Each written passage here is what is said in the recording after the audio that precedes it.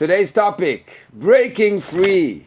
Transform your mindset and escape your personal Egypt. Discover how to break free from limiting beliefs, negative habits, and self-imposed barriers. This powerful session will help you develop a freedom mentality, embrace abundance, and step into a mindset of true success and inner liberation. Hopefully, everything I said over there in the title will be true. Good morning. That's a true good morning on this Friday. B'ezrat Hashem, the hostages are coming back. Hopefully one step at a time till we get everybody back, and then we can eradicate all evil from the face of this earth. Every single one of us struggles at one level or the other with either past experiences or personal ways of perceiving things, and it's sometimes very, very difficult for us to get out of our habits, our perceptions, and we need to be able to get out of our own Egypt. So to understand this, we're going to start, first of all, one needs to start understanding his own Egypt. What is your personal Egypt in your life? I want you to think of this. Let's try to make this an interactive class where you have a pen and paper. Yes, pens and paper actually are tools today in 2025. For those of you who want to improve your connection to yourself and get to your deeper self, a pen and paper can actually help. So, we need to understand, first of all, what is your personal Egypt? What are the things that you feel in your life limit you? You can write this down. What are the fears that you have? What are the bad habits that hold you back? We all have a certain power inside of us, right? We have this, what I call spiritual nuclear power that can get us anywhere and get us to accomplish anything that we dream. But somewhere, somewhat, there are some types of blockages that do not permit this to happen. Sometimes it's holding us back because we're just attached to a certain addiction that we have, to certain pleasures that we have, to certain habits that we have, and sometimes it's fears that we have. So write down what these fears and what these limitations might be. What are the limitations that hold you back? Once you understand the limitations that hold you back, so I'm gonna give you a personal example. I think it's always good to use a personal example. I take I don't know how to say it, great pleasure in food or in music, for example. And as a result, I find this to be my escape. Each time I have some emotional breakdown or desire to do something, I want to procrastinate. So what am I going to do? I'm going to turn to food. Some people turn to movies, some people turn to the internet, some people turn to other types of addictions. This was my thing. I turn to food and I eat and I'm on the seafood diet. I see food, I eat it. So let's say this was my personal limitations. Basically what happens is you have two components in yourself. The Alter Rebbe, which today is the art site of the Alter Rebbe, explains that you have the soul, which its whole purpose and existence is in order to ascend and to be free of this physical world. Just like the flame, even though it's going to lose itself, is ready to leave the wick. But the wick is holding it down. So the body holds you down. In the body you have the psyche and you have the emotions. So there's certain emotions, certain lacks of belief, right? The lack of belief in ourselves, the lack of self-esteem, for example, which hold us down and just doesn't permit us to break through. I'm going to give you another example, which you might not believe because you're on this side of the camera and I'm on this side of the camera, the other side. Well, I must tell you that I was the person that always had a lack of self-esteem. I would go around the world, speak for hundreds of people, and I would feel like this. I felt like I was not accomplishing anything in my life. And this was a very, very, very big limiting belief, right? So it's a slave mentality, right? We have a slave mentality. I will not succeed. It brought me a certain level of anxiety, a certain level of I'm not going to make it. I'll never make it. I'll never understand. So I want to share with you a novel thought. This is incredible in breaking through and changing your mentality. This novel thought is from somebody by the name of Rabbi Aryeh Leib ben Yosef HaKohen Heller, which is called the Ksot HaChoshen. The Ksot HaChoshen is one of the most brilliant analysts in Talmud and someone of a great sharpness of the mind, which if you study in a serious yeshiva and you want to get to the depth of things, you study Ksot HaChoshen. So listen to his story. It's mind-boggling. He wrote a book when he was a child, when he was a young man, called Shav Shmaiseh. Shav Shmaiseh is one of the books where he has 7 different subjects which are developed and analyzed with great depth and sharpness. And every yeshiva student is really asked to know in order to train your brain to think deeply. This is the sickness of the generations. Will be another class where we speak about AI, which is very AI. Anyways, so it's I, actually. So, what happens? He wrote a book when he was a young man. He did not publish his book till he got older. Why did he not publish his book till he got older? For the simple reason that he said, today I have the mind of a young man. When I get older, I'll have the mind of an older man which understands better, and maybe I'll find mistakes in my first book. So he only published it later. He says something as the following.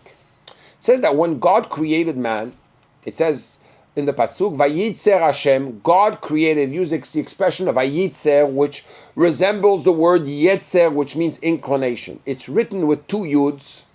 One to say that we have a Yetzer Tov, we have the good inclination, and one to say we have a bad inclination. So we have the good and the bad inclination. They're both fighting to, like the Alter Rebbe says, to be able to conquer our brain, our hearts, and every part of our body.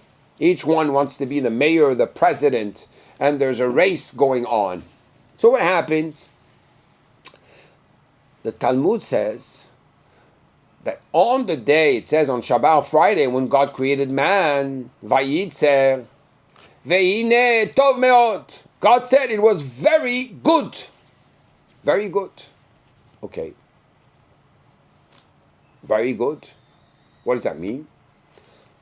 The Talmud explains, good is the fact that God created the good inclination, the Yetzer Tov.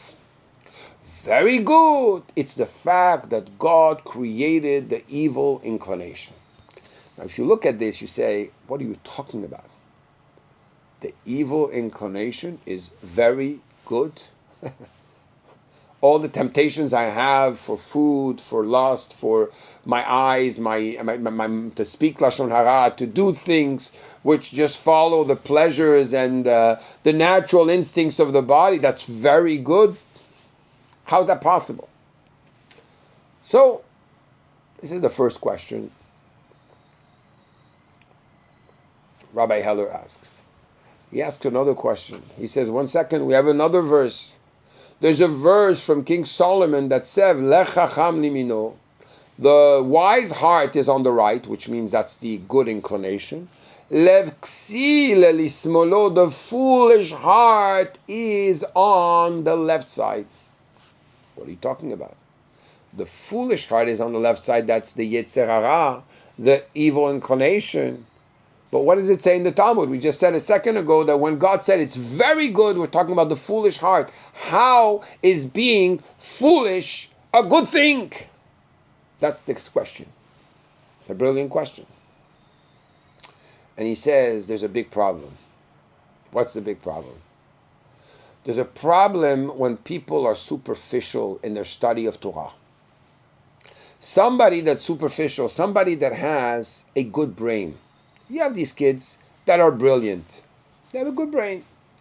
They read it the first time, they got it. Next. Let's go next. He says it's good, but it's not good. Why is it not good? When I know that I'm a fool, which means that my understanding is limited, I am not so smart, that's the biggest blessing, that's very good. You know why? Because the fact that I don't have the self-confidence to say, oh wow, I understand it right away, gets me to make an effort and bring to an investment of myself, a repetition and an analysis that the kid that has the good, right, straight brain right away will not do. The same thing goes in life. If I have I'm a normal goody two-shoes, I call it. I wake up in the morning, I do the right thing. Yes, mommy. Yes, daddy. Yes, everything, and so on and so forth. I never exerted an effort. This is the problem of this generation, by the way. No effort whatsoever. It's going to be worse and worse and worse. I just read an article that speaks about the fact that 40% of students today don't know how to use a pen and paper. And therefore, they don't know how to write an essay, and therefore, they write very short sentences. No effort. There's an investment of the brain in the pen that there isn't in the computer when you type with your fingers. And therefore, the brain, which is really, if you think about it, the abode, the highest level, which is in the physical body of man to receive higher knowledge, supernal knowledge, is being wasted. When you use your brain properly, right, when you write, you actually have a level of concentration and a level of thinking which is much deeper, much greater. So let's go back to what we said before. So I said, my personal experience was that even though I felt always like I'm a nobody. So in a sense, you could say that's terrible. How is it possible, Rabbi? You're speaking to hundreds of people all around the world, right? And how do you have no self-confidence? It's actually the lack of self-confidence that pushes a person to do something and to prove himself. I want to tell you that I would say, at least 75% of the successful millionaires and billionaires I know, there's a story behind of some trauma or some difficulty or some disability, what they call, that brought them to be pushed and to have to prove themselves, if not to the world, to themselves. But this lasts for a certain level, and then you're always questioning yourself. And because you're questioning yourself, you arrive to a deeper level. And here comes the power of questions. Moshe Rabbeinu, in last week's parasha, finds himself in a situation where he sees a bush.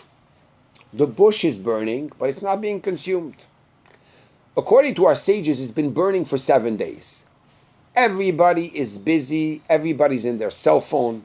Moshe Rabbeinu's not in his cell phone. You know why? Because there were no cell phones at the time. Anyway, but for other reasons. So Moshe Rabbeinu is walking. And he sees the phenomenon and he asks himself a question. The bush is burning, but it's not being consumed. This is a simple level. The Ma'or Vashemesh asks a question. He says, I don't understand. Moshe was a shepherd. David HaMelech, King David, was a shepherd. The 12 tribes were shepherds. Abraham, Isaac, and Jacob were shepherds.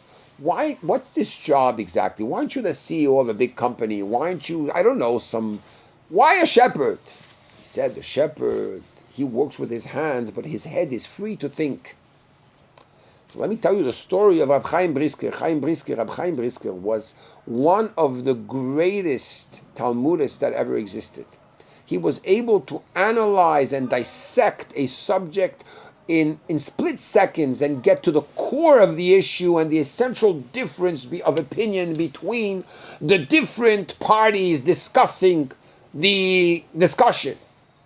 They asked him, how do you have such a refined brain? He said the following. He said, my father, the Bet Levi, whenever he would send me to run an errand, we didn't have cell phones at the time. He says, you run an errand. He would open the Talmud and he would ask me a question. And then he would bring me to another piece of Talmud which seemed to contradict what he just said. And he said, how is that possible? And then he left me with a question. For the 20 minutes going there, 20 minutes back, 20 minutes shopping for fruits and vegetables, for an hour, I'm racking my brain thinking, 1 second, is the answer like this? If it's in this context, it doesn't work. So the answer can't be like this. It's going to have to be like that. No, it's going to have to be like this. It's going to be like boom, boom, boom, boom, boom. And I'm racked till I finally get to the bottom of things. That's effort. And that's what it means to have a free brain. So the Avot, all our forefathers, King David, they were all shepherds. They needed to have a brain that is free to be able to think. Today, the true enslavement we have is the fact that we are down. We are down in our vices, right? And therefore we're imprisoned because we don't give time for the brain to have a calm space where it's not listening to music, where it's not doing anything but just thinking of a subject and holding on to that subject and developing it and questioning it. So let's go back to Moshe. What is the first encounter that God and Moshe have?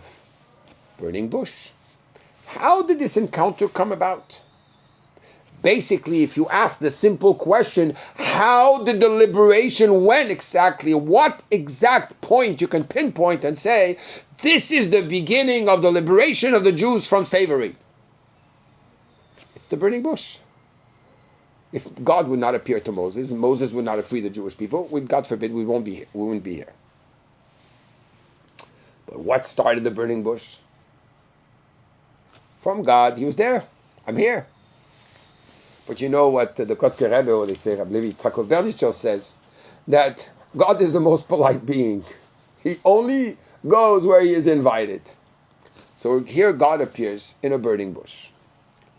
There's many, many explanations. We're just focusing on one point here. Moshe Rabbeinu looks and says, I don't understand what's happening.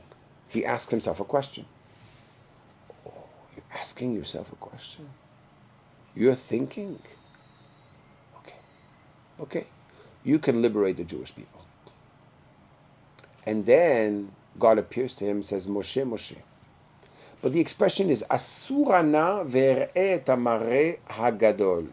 Let me step back and let me contemplate on this magnanimous revelation that's happening right here before me, a fire in a bush without consuming it, and it's in the heart of the fire. So Moshe Rabbeinu asks himself a question. God answers his question, appoints him to be the liberator. As a result, what is the holiday that we all celebrate because of this? Pesach. What is Pesach? Pesach is the mitzvah of Vigata levincha bayom ha'u lemor, to go and to tell your child. So the Talmud of Psachim in the 10th chapter says, okay, now in this state of the Seder, Kana ben Shoel, here the child should ask. So the Talmud says, 1 second. And if somebody doesn't have a child, his wife should ask him. Doesn't have a wife, his learning partner should ask him. He is alone, what do? You ask yourself. You understand? The process of liberation started with a question that Moshe had, which means I'm putting my thought into something. I'm going into the depth of things. the process of celebrating liberation is by asking 4 questions at the table and then discussing what happened. Let's go in details. This is the whole Sipur Yetziat Mitzrayim. Let's talk about it. Let's make it shine. This is breaking free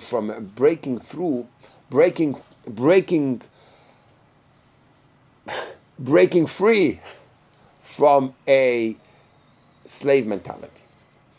The first thing is give your brain time to think, to go into depth, and to discuss.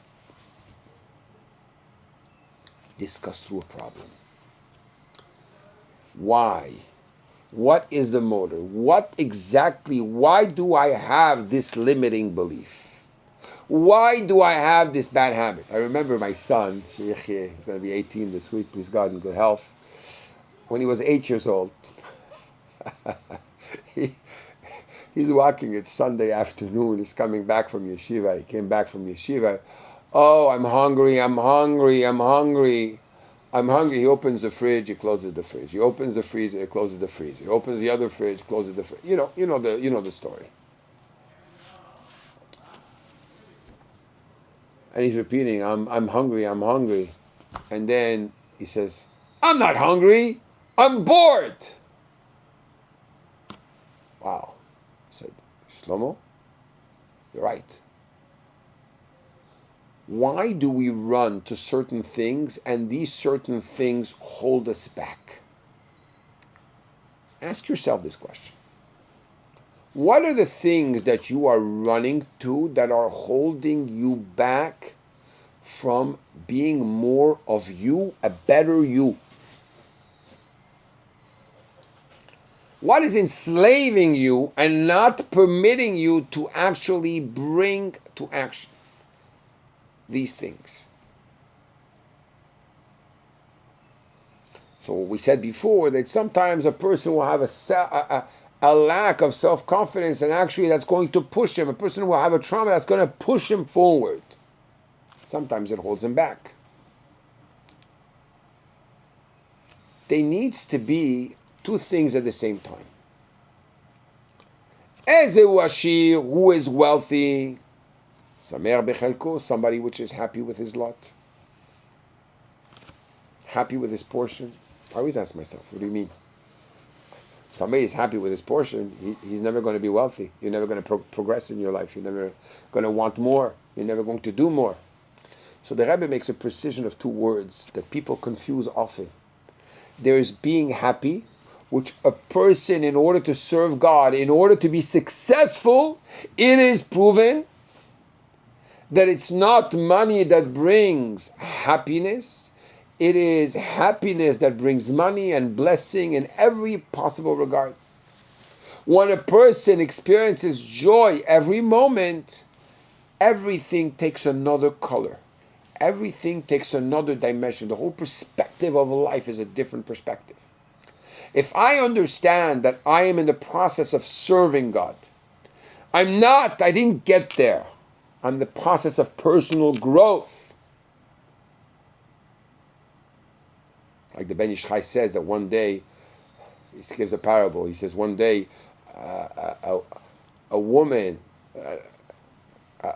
told her husband, you had a dream about the king, go see the king. So he went and he said, King, your honor, I dreamt you went up and you were going and you were at the half a ladder. You reached half of the height of the ladder. The king was so happy he gave him treasures. The neighbor heard the same thing, so he decided, I'm going to go to the king and tell him he went up and he reached the highest level of the ladder. Right away, the king hung him. You're ridiculous. The person that is at the middle of the ladder, he knows that he's going up. You're telling me that I can only go down. The most important is not where you are in the ladder. You could be at the first step and the other person is going to be on the top. It doesn't matter. The question is where you're going. So this is what the Rabbi says. He says happiness is essential for the service of God. You always have to be happy. You always have to be joyful. But you can never be satisfied. The nature, the intrinsic nature of a Jew, because you have a soul and the soul is infinite, is connected to infinity. Therefore, the drive you have inside of you is infinite. Never be satisfied. And therefore, what is the next step you have to do? The next step, once you recognize that slave mentality, you break free from a mindset of complacency and fear of the unknown, and you focus on growth, you embrace challenges. Embracing challenges is a signal for growth. You understand that challenges are signals for growth rather than obstacles to happiness. I'm quoting my book, To Be or To Become. It's available on Amazon.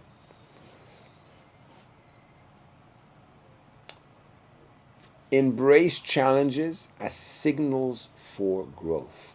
When Hashem, when the world, when situations push you in a certain direction,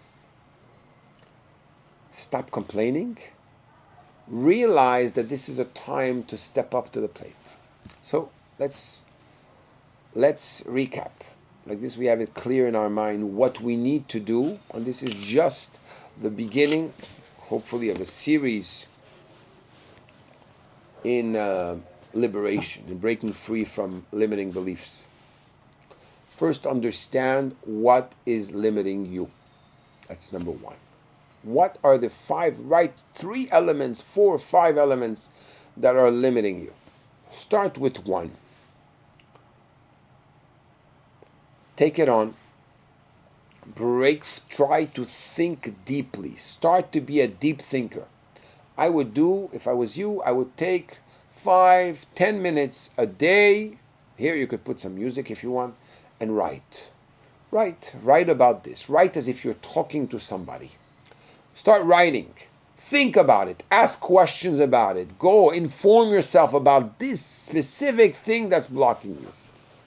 Why it blocks people, and don't just put it in ChatGPT. Look at what it answers. Think about it. Write it down. Just take the few notes, points, and write it down and think about it. Think about it. Take a week to think about it. And as you think about it, I'd say this is no longer the address. This is no longer the run-to thing, like food was for me. Now I need to understand that this obstacle is an opportunity for my growth, happiness, and development. How is this going to bring me to my true self? Do this exercise this week. And let's follow up Bezat Hashem next week.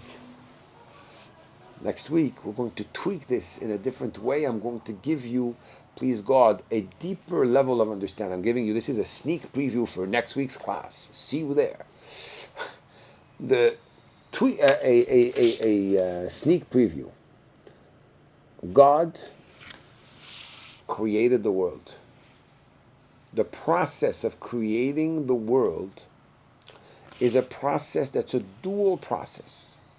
There is what we call Koach Ein Sof, the infinite power of God to shine His light, His infinite light. But at the same time, there is the power of limitation, of how God limits and puts boundaries on His light so that it can become something that one can receive and not just be blown away by the light.